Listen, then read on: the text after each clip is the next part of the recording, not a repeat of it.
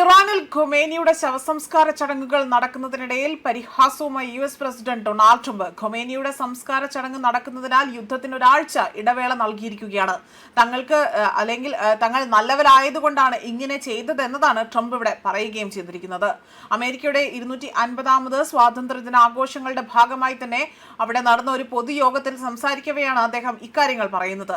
ഇറാനുമായുള്ള സംഘർഷത്തെ പരാമർശിച്ച ട്രംപ് ഇറാനെതിരെ തങ്ങൾ സ്വീകരിച്ച സൈനിക നടപടികളെ പറ്റി ഇവിടെ വ്യക്തമാക്കുന്നുണ്ട്. ഞങ്ങൾ ഇറാന്റെ ആത്മവിശ്വാസം തകർത്തു. കരാറിലേക്ക് എത്താനായി തന്നെ അവർ ആഗ്രഹിക്കുന്നുണ്ട്.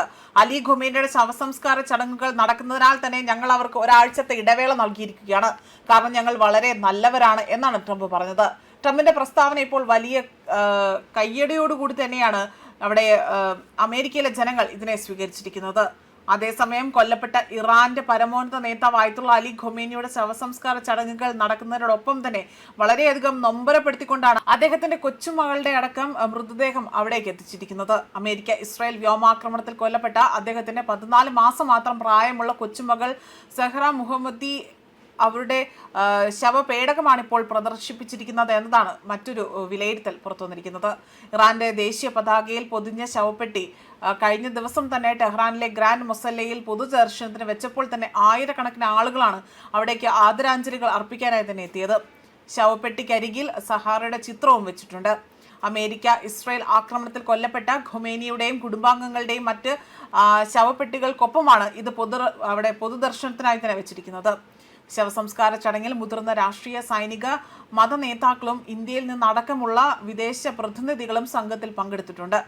ചടങ്ങുകൾ വരുന്ന ദിവസങ്ങളിലെല്ലാം തന്നെ ടെഹ്റാനിൽ നിന്ന് ആരംഭിച്ചുകൊണ്ട് തന്നെ ഖൊമേനിയുടെ സ്വന്തം നഗരമായ മഷ്ഹാദയിൽ വെച്ചുകൊണ്ട് തന്നെ അടുത്ത ദിവസങ്ങളിൽ ഈ സംസ്കാര ചടങ്ങ് പൂർത്തിയാക്കും.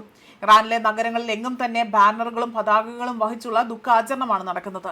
നഗരത്തിലെ ബോർഡുകളിൽ ഖൊമേനിയുടെ ചിത്രങ്ങൾ ഉണ്ടാവുകയും ചെയ്തിട്ടുണ്ട്. ഷിയ സംസ്കാര ചടങ്ങുകളിൽ സാധാരണയായി തന്നെ കാണാറുള്ള ഒരു ആചാരം അനുസരിച്ചുകൊണ്ട് പുരുഷന്മാർ കൂട്ടമായി തന്നെ നെഞ്ചിൽ തട്ടി ദുഃഖം പ്രകടിപ്പിച്ചു. 1989 അന്തരിച്ച സുപ്രീം നേതാവ് ആയത്തുല്ലാഹ് റുഹല്ലോ ഖൊമേനിയുടെ സംസ്കാര ചടങ്ങുകളിലെ രംഗങ്ങളെ അനുസ്മരിപ്പിക്കുന്ന തരത്തിൽ ലക്ഷക്കണക്കിന് ആളുകൾ തലസ്ഥാനത്തെ തെരുവുകളിൽ അവിടേക്ക് എത്തിച്ചേരും എന്ന് തന്നെയാണ് ഇപ്പോൾ ഇറാനിയൻ സർക്കാർ പ്രതീക്ഷിക്കുന്നതും. ന്യൂസ് ഡെസ്ക് കർമ്മ ന്യൂസ്.